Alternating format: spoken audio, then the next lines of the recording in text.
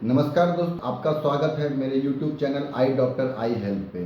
और आज इस वीडियो में हम चर्चा करेंगे बैक्टीरियल ब्लेफराइटिस के बारे में। बैक्टीरियल ब्लेफराइटिस यह एक ऐसी स्थिति है जो हमारी पलकों के किनारे यानी आईलिड मार्जिन को प्रभावित करती है। अक्सर लोग इसे मामूली इरिटेशन समझकर नज़रअंदाज कर देते हैं, लेकिन अनट्रीटेड रहने पर यह बार बार stye, chronic eye disease, dry eye और कॉर्नियल कॉम्प्लिकेशन तक का कारण बन सकती है। तो चलिए जानते हैं इस वीडियो में इस टॉपिक के बारे में डिटेल में, इसके साइन, सिम्टम, डायग्नोसिस और ट्रीटमेंट के बारे में। बैक्टीरियल ब्लेफराइटिस पलकों के किनारे एक बैक्टीरियल इन्फेक्शन और इन्फ्लामेशन है। यह अधिकतर मामलों में क्रोनिक होती है और दोनों आंखों को प्रभावित करती है। इस डिजीज में आईलिड मार्जिन पर रेडनेस, स्वेलिंग, क्रस्टिंग, इन्फ्लामेशन और इरिटेशन देखने को मिलता है। सबसे कॉमन पॉजिटिव ऑर्गेनिज्म है स्ट्रेप्टोकोकस ऑरियस, जो आईलिड के स्ट्रेप्टोकोकस और मेओबियन ग्लैंड को इन्फेक्ट किया है। बैक्टीरियल ब्लेफराइटिस पलकों के किनारे की एक बैक्टीरियल इन्फेक्शन और इन्फ्लामेशन है।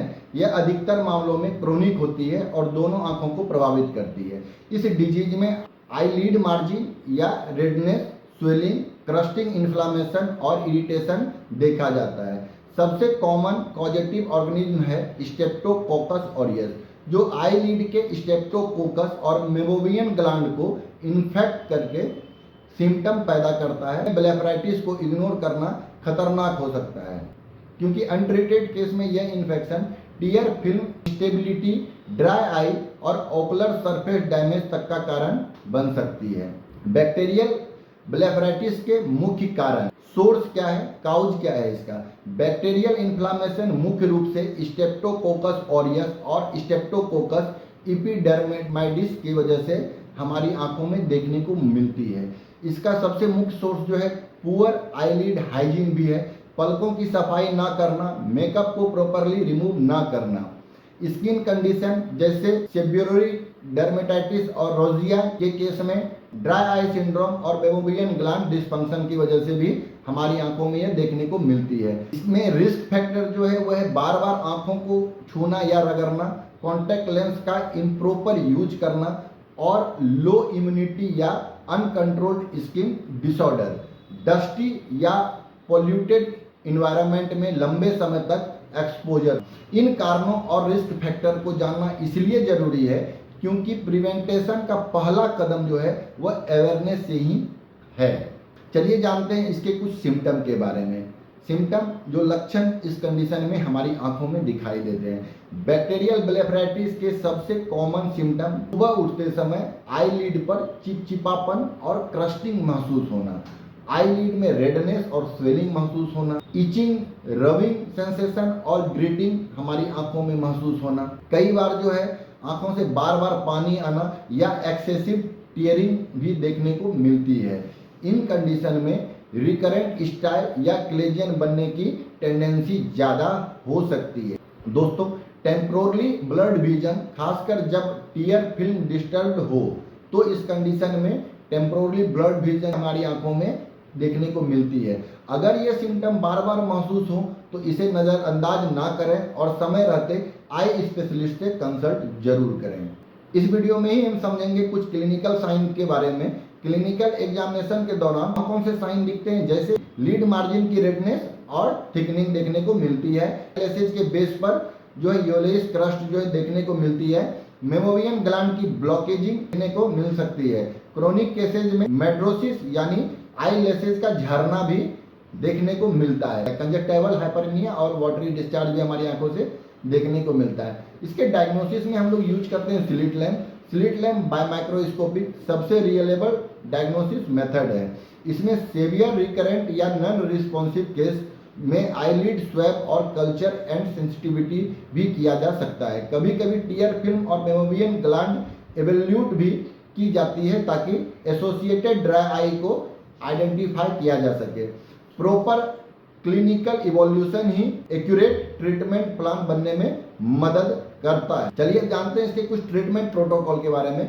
बैक्टीरियल ब्लेफराइटिस का ट्रीटमेंट स्टेप वाइज अप्रोच पर आधारित होता है और इसमें मुख्य 3 कंपोनेंट्स होते हैं: आईलिड हाइजीन, मेडिकल ट्रीटमेंट और लाइफ स्टाइल मॉडिफिकेशन। इन्हीं तीनों चीज़ों में चेंजिंग करके हम अपनी आंखों को सुधार सकते हैं। तो चलिए बात करते हैं आईलिड हाइजीन के बारे में। वार्म कंप्रेस 5 से 10 मिनट 2 से 3 बार, ताकि ब्लॉकेज ग्लैंड खुल जाए और क्रस्ट जो है रिमूव हो जाए। Lid swab cleaning, dilute shampoo से आप अपनी आंखों को 2 से 3 बार आंखों की सफाई करें।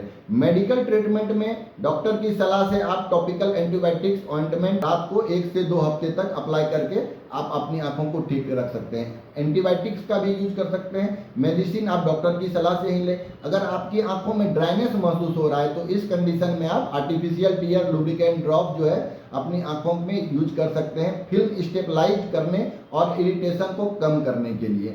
लाइफ स्टाइल एंड सपोर्टिव अगर मेजर्स की बात करें तो ड्राई रबिंग से बचने के लिए इन्फेक्शन के दौरान मेकअप और कॉन्टैक्ट लेंस का यूज अवॉइड करें। इस कंडीशन में बिल्कुल इन चीज़ों का इस्तेमाल आप ना करें। एसोसिएटेड स्किन कंडीशन जैसे सेबरोइक डर्मेटाइटिस और जो है रोजिया का प्रॉपर मैनेजमेंट करें।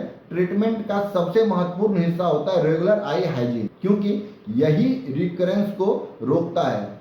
लीड हाइजीन से आप अपनी आंखों को साफ रख के इस कंडीशन में बहुत रिलीफ में रह सकते हैं। अगर बैक्टीरियल ब्लेफराइटिस का सही समय पर इलाज ना किया जाए तो यह हमारी आंखों में कॉम्प्लिकेशन को पैदा कर सकता है, जैसे क्रोनिक कंजक्टिवाइटिस, रिकरेंट स्टाई और क्लेजियन केरेटाइटिस और रेयर केस में कॉर्नियल अल्सर इन्फ्लामेशन भी देखने को मिलती है। परमानेंट आई लैशेज लॉस, जिसे मेट्रोसिस यानी कि ट्रेचियसिस कहा जाता है, यह भी हमारी आंखों में देखने को मिलता है। तो चलिए आज हम बात करते हैं इसके प्रिवेंटेशन के कुछ टिप्स के बारे में, इसे कैसे हम प्रिवेंट कर सकते हैं। दोस्तों, रोजाना आईलिड क्लीनिंग और आईलिड हाइजीन को मेंटेन करके आई मेकअप प्रोडक्ट को 3 से 6 महीने में रिप्लेस करें और उन्हें शेयर ना करें।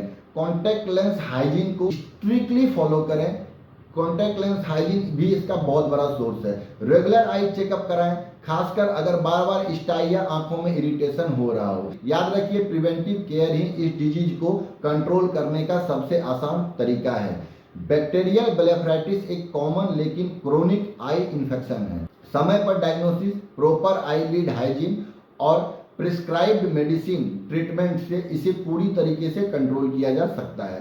दोस्तों, अगर आपको हमारा यह वीडियो इन्फॉर्मेटिव लगा हो तो प्लीज़ इस वीडियो को लाइक करें, चैनल को सब्सक्राइब करें और इन्हें और भी लोगों के साथ शेयर करें, ताकि लोगों के अंदर जागरूकता बढ़े और लोग आँखों के प्रति जागरूक हों।